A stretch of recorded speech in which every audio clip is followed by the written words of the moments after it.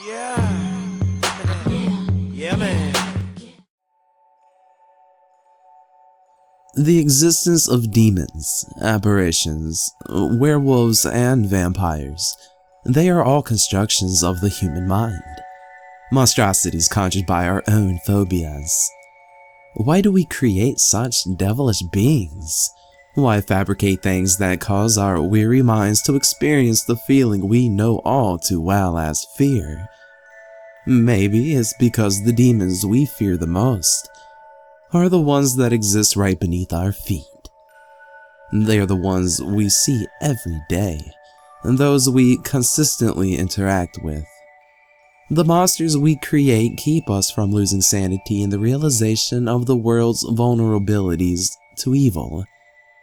The existence of these creatures help us to forget about the ones in real life. Despite their differences, they have their way of influencing one another through the experience of nightmares, the realm in which reality and fantasy overlap in the most intriguing of ways.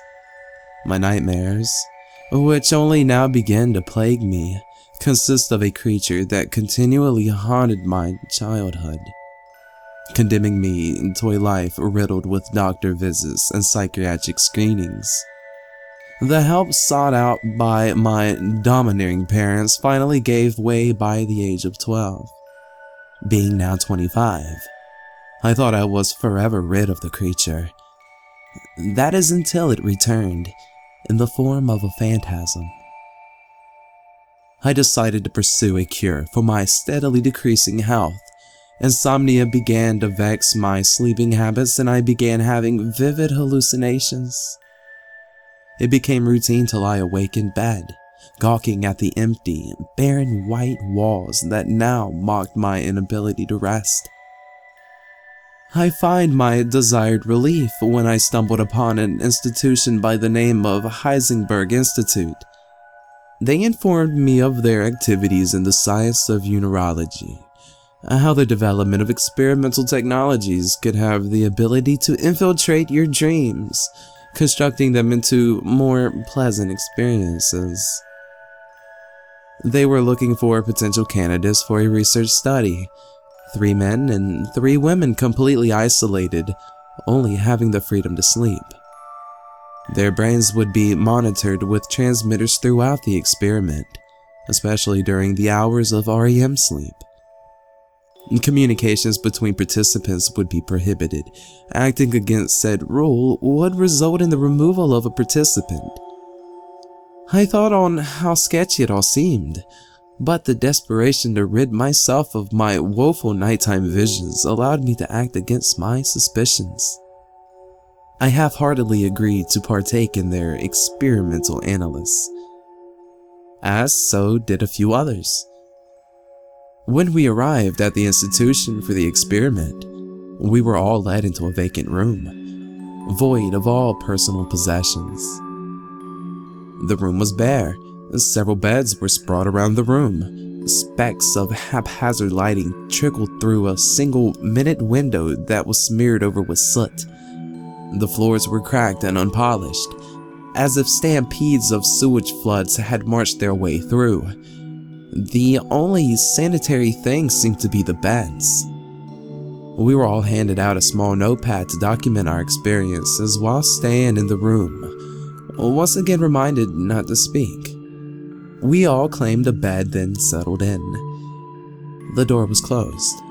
A boisterous sounding click followed close behind. Whilst laying in bed, I couldn't help but notice a girl around my age sitting in the bed opposite of mine.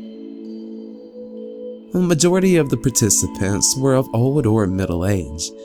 It was nice to see someone of my age here, and she quickly took notice of me as well, flashing me a rather hesitant smile. I smiled back, then looked around the room, scanning it for hidden cameras or microphones. When I was sure there was none in sight, I quickly scribbled the word "Hi" and held it up in her direction. She froze from my sudden advancements of communication, but reluctantly returned my gesture. Is it safe to talk here? What if there are cameras around? I made one last glance around the room, making sure to cover every crevice. I don't think there are from what I can see. I think it's safe if we write. She nodded in comprehension and began writing another note. So, what are you in for? I chuckled quickly at her comment, scrolling my clumsy, dictated letters onto the notepad. Just wanted to get rid of these stupid nightmares. What about you? Same. Been feeling like shit for weeks. She jotted her words down in perfect handwriting. I made an overly exaggerated, haunting face of concern. Aw, the princess can't handle a bad dream. Bite me. She returned my rhetorical sarcasm with an elevated middle finger. I snickered, just beginning to write a quirky comeback, when the latch door suddenly clicked open. I quickly closed and slipped the pad under my leg. The girl hid hers between her folded arms. Several men dressed in white medical attire wheeled in buggies carrying what I assumed were transmitters. They were all collectively connected to a large, futuristic-looking machine. They handed us each a helmet, instructed us to put them on and flip the switch on the back. They informed us that these machines could somehow monitor the activity in our dreams and possibly allow us to voyage into other dreams as well. I began to feel the experiment wouldn't be as unsettling as I originally thought. But one of the scientist's words forced that feeling under submission. There may be times when you begin to confuse reality with fabrications. Your nightmares will more likely become real hallucinations, but please try to keep a calm demeanor. They're nothing but illusions. And with that, they all left, locking the door behind them. We all wore an expression of fear and confusion. None of us were prepared for what was to come during this experiment. That night, my childhood demon once again invaded my less than pleasurable slumber. I was forced to lie awake, listening to the sounds of the deep breath and empathetic snoring. I became painfully aware of my many participants that spoke in their sleep. Echoes of screams and panic filled the relatively small room. It would seem that we all had demons. The words of the scientist rallied in my head like a crowd of protesters. What had he meant when he said our dreams could become reality?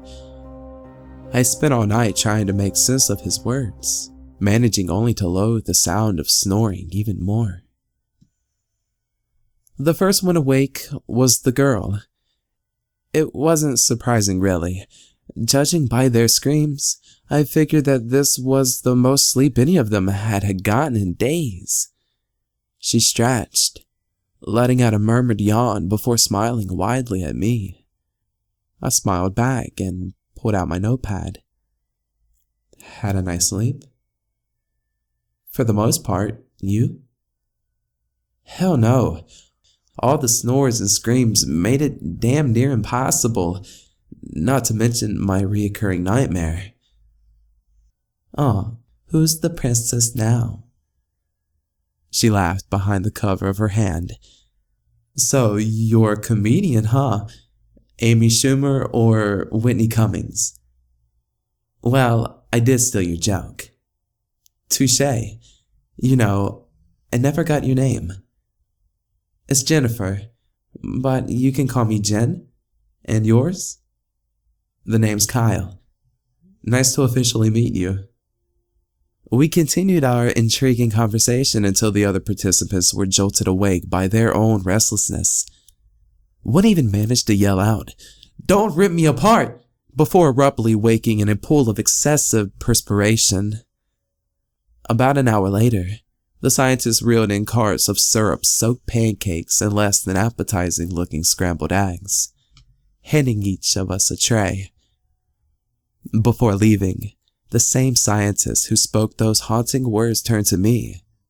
A scowl stretched across his otherwise expressionless face. "You should think against lying awake tonight. Otherwise, we'll have to expel you from the experiment." Guess they were monitoring something after all. While forcibly scarfing down the foul-tasting complimentary breakfast, I noticed a small pile of pills sitting beside a cup of water labeled, "Take this." I looked around. Everyone, including Jen, opted to take the suspicious mystery pills. I decided to play along and take them as well, envisioning them as some sort of lucid dreaming aid. There wasn't much to do after that. Jen had decided to take a quick nap, and I doubted any of the others would agree to a witty conversation via handwritten text. Most, despite their nighttime terrors, opt to nap as well, their screams and cries following not too long after that. My crippling boredom eventually lulled me to sleep. I tossed and turned as I dreamed again of the creature, its vacant eyes staring down at me while it pinned me to the ground, its putrid saliva drooling from its mouth, dripping onto my cowardly body. It lowered its unhinged jaws towards me, and before taking a large chunk of my face, I awoke to a loud bang, followed by scratching noises. It was one of the participants. He was banging his head hard against the door and pawing at it like a trapped dog. "Let me out! The beast! The beast! It comes!" Large amounts of blood trickled to the floor. Jen gasped from the sight, and 2 other participants rushed over to him, trying desperately to pry him away. He wouldn't budge. His fingers were filed down to the bone. His skull began to crack from the constant banging. In one last, fluid motion, his skull gave way and fell to the floor, completely void of life. We all screamed in terror, some turning away from the gruesome spectacle. 2 of the scientists rushed in with a gurney, hauling his lifeless cadaver away in an instant without uttering a word. None of us could figure out what the hell happened. Maybe his dream had become too real. Maybe it finally broke him. The scientist's words rang in my head. Our dreams could become reality. I was beginning to know what he meant. None of us slept that night. We were too transfixed by the man's sudden death, still unsure as how it all began. Sleep was the furthest thing from my mind, from any of our minds. As I laid still in my bed, the clear sound of the beast's growl resonated through my ears. A feeling of dread washed over me. I was hoping not to be the next to lose my head. I decided to ignore it, remembering the damning advice given to us by the scientists too. "Just stay calm." "Stay calm, huh? I'm not sure that I can."